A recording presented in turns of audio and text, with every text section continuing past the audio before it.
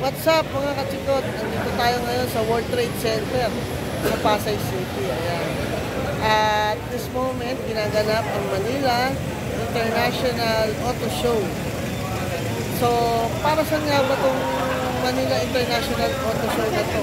Ito ay pagpapakita ng lahat ng mga brands ng sasakyan dito sa Pilipinas na kanilang mga latest designs ng mga sasakyan at mga latest features. So dito, maganda rito sa mga future buyers, kikilala mo na or matatagpuan mo na ang the one na para sa'yo. Kasi dito, lahat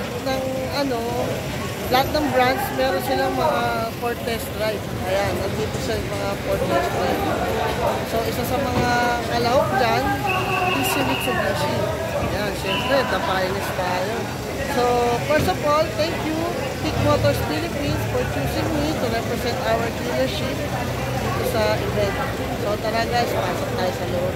Guys, papasok na tayo ngayon sa loob. So, dito, ayan, makikita mo na mga iba-ibang klase ng mga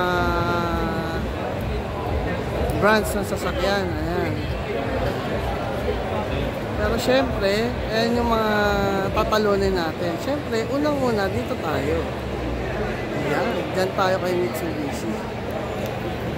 Puntahan natin ang booth. Tara guys.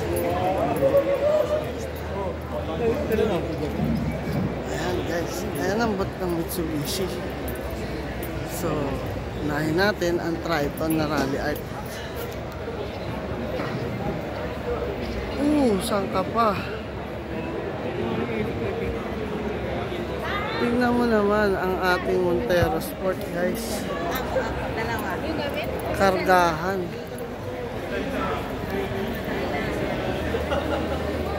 Ayan. Tingnan mo naman yung kinarga. At pwedeng i-set up dyan sa Montero natin. Ayan. Mga Triton natin guys. Oh. Kita mo naman guys. Ayan guys, kitang-kita mo naman yung Triton natin. May outdoor ano pa yan. Ayan, ayan yung expander cross natin. Kita mo naman, perfect for summer. May ano pa yan, outdoor edition. Siyempre, hindi mawala mga marites.